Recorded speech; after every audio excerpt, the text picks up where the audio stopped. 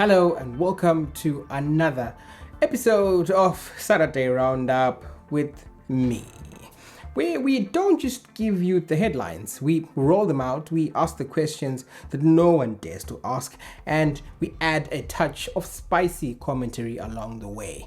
Let's start with something sweet, breakfast cereal.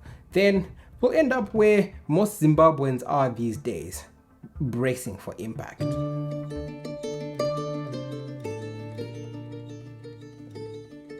Nestlé has just poured $7 million into Zimbabwe's cereal game. The company installed a fourth roller dryer at its Harare plant and boom, capacity jumped by over 35%. They're calling this a strategic move to turn Zimbabwe into a cereal hub for Southern and Eastern Africa. That means more Cerevita for us and exports to Zambia, Malawi, Mozambique and other countries. Basically, your breakfast could soon be on a border crossing mission. But this isn't just about cereal flakes, is it? Nestlé says they're going full Africa for Africa mode. Local engineers, local farmers, local skills. It's all part of a $40 million regional plan for cereal and a little bit of coffee. And our government, ecstatic. Well done, Nestlé Zimbabwe. I am aware that Nestlé's journey in Zimbabwe began way back in 1959, and for 6 decades and counting, they have been a steadfast partner in our economic development, having a strong presence in about 189 countries. We are proud that the company will continue to find Zimbabwe a favorable home for business. Now, Nestlé Zimbabwe is already working with 350 suppliers and 18 smallholder farmers. They've been around for about 60 years. They survived the inflation in 2008. They've coped with the power cuts, the political earthquakes and coups. Now they're doubling down. But here's the kicker. Why is it that a Swiss multinational is seeing value in Zimbabwe at a time when locals are fleeing the country faster than you can say Cerevita? Yeah, Nestlé is present in East and Southern Africa. In fact, we are headquartered out of South Africa and we're responsible for 23 of the Southern and Eastern African countries. And indeed, Zimbabwe is a very important one of our 23 priority countries. At the moment, we are really deploying very advanced growth strategy across the region. And in particular, today is very special because it's the coming together of many years of work as we look at expanding our roller drive 4 capacity, particularly for our Cerevita brand. And that's important because we not only want to see Zimbabwe grow, we want to see the entire Greater Zambezi area grow. And excited that Zimbabwe is now a proud exporter to its neighboring countries, Mozambique, Zambia, Malawi, and hopefully more to come with this important expansion. In terms of facilities, which one is really continuing the plans across all the 30 countries? So our predominant growth at the moment is still coming from Zimbabwe. We know that it's part of the morning ritual. We wake up and we enjoy this beautiful brand here. And we're also seeing very impressive growth probably in the immediate neighboring countries. Our vision is how we can take the brand throughout Eastern and Southern Africa, particularly Central and Eastern Africa expansion we're working on. And excited to see a brand that is proudly Zimbabwean, produced in Zimbabwe with Zimbabwean talent, using Zimbabwean farmers, Zimbabwean suppliers that we're then able to export out into the region, and proudly Nestlé across our growth. Could this be a sign that industry is finally finding its legs in Zimbabwe? Or is this just one corporate oasis in a desert of economic disrepair? And here's the thought. Nestlé is using local talent and contractors. Meanwhile, our own government prefers imported laptops and Chinese contractors. Make that make sense.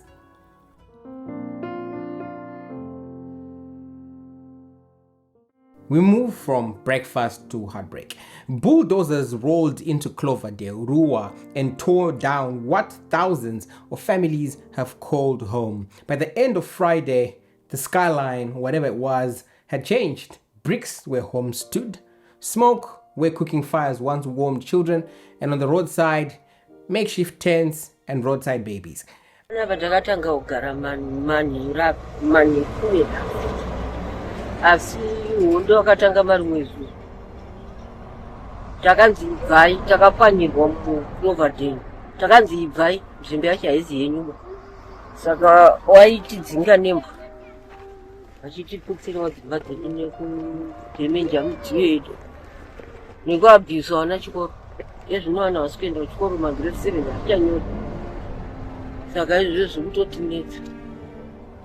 According to residents, there was no warning either, just ZRP officers showing up, firing tear gas at the people that were refusing to abandon their homes, not knowing what was happening.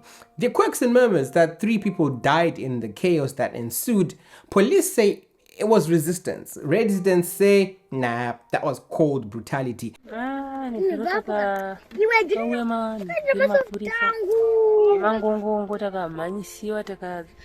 tichikwanyurwa dzinza aitimhanyisa achitidzingirira nembwa matiyegasi achitikandidzira matiyegasi tichitiza takatiza paiosara vachipwanya dzimba saka pavakapwanya dzimba vaitora midziyo yedu vachiya nayo vachiita vachikanda pano parodhi saka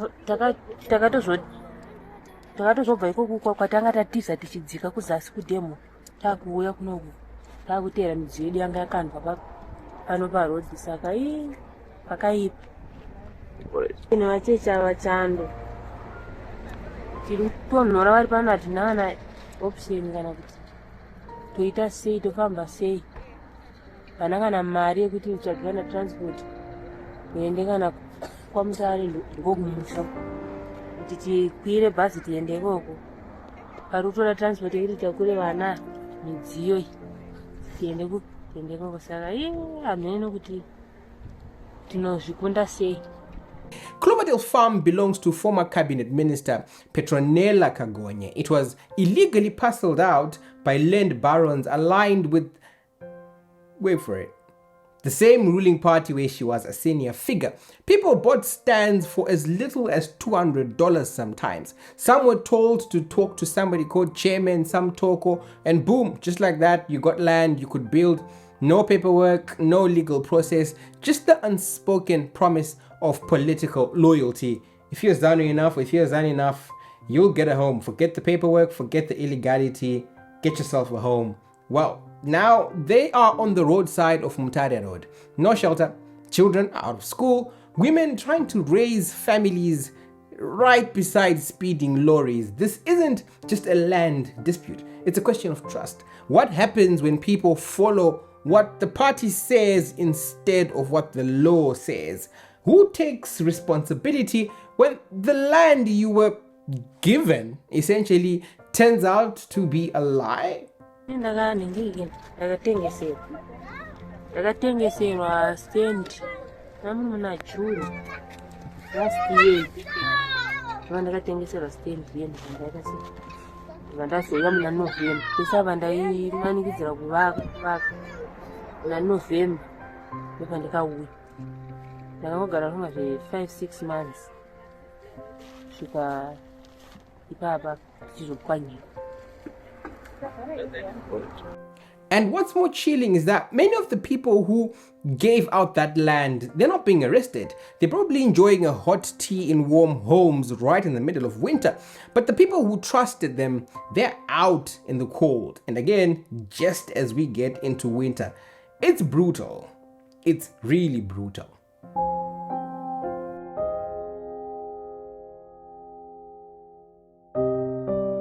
Now let's head west, where machetes are no longer just the bush tools, they're street weapons in Emakandeni, Bulawayo, where 3 men were hospitalized this week, slashed with machetes by a gang of thugs believed to be linked to illegal mining.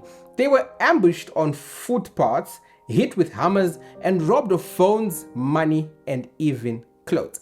Yes, 1 man was bitten so bad, it's nasty to watch. And on top of that, he had his red hoodie snatched and black tennis shoes taken. A bit too specific for comfort, right? It is what happened. The attacks are part of a disturbing pattern. Gangs linked to illegal gold mines bringing terror from mine shafts into neighborhoods. Police say they've arrested over a dozen suspects in recent weeks, but the violence, it keeps happening, you know. And like I said, it's a pattern. You go back to when it started in Shurugwi, hence the term Mashurugwi, and spread to areas like Kadoma and Kwekwe. Is this just the tip of the spear, or the price of turning a blind eye to unregulated mining? And if walking home from work now means dodging machetes, where exactly is the line between gold rush and gang rule?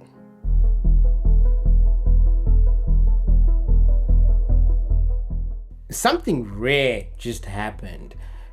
Zimbabwe's Treasury have taken action. They've announced new measures to crack down on advance payments for tenders, especially those that are never fulfilled. Finally, like seriously, finally. Maybe. Because here's the truth. Many Zimbabwean millionaires didn't build businesses. They just built up an invoice, got paid in advance, and vanished like goats into the bush. And speaking of goats, the trial of businessmen Mike Chimombe and Moses Mpofu it's underway. The state says they were paid 7.9 million to deliver 600,000 goats under the presidential goat scheme. How many did they actually deliver? Well, according to former Agricultural Ministry's Permanent Secretary John Basera, less than 3,000 goats were delivered. You do the maths on that. 600,000 promised, 3,000 delivered. That's about a 0.5% delivery rate, which would be great if we're measuring weather predictions, not national agricultural programs. Basera said he raised the alarm early, but by then the money was already gone. It was already stolen. To make it worse, investigators later discovered that the company had forged Zimbabwe. What does ZIMRA stand for? Revenue Authority. Yeah, they'd forged ZIMRA documents, and yet somehow they still got paid. Here's what is absolutely insane.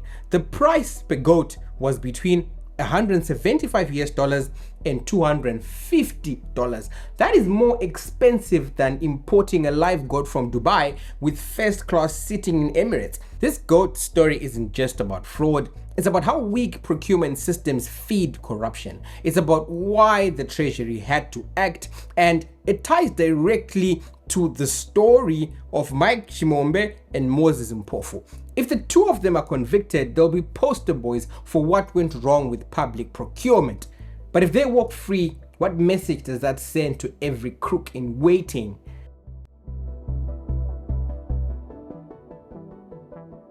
That's our Saturday Roundup. From cereal grains to machete pains, from demolished dreams to ghost goats. Zimbabwe is a country in contrast.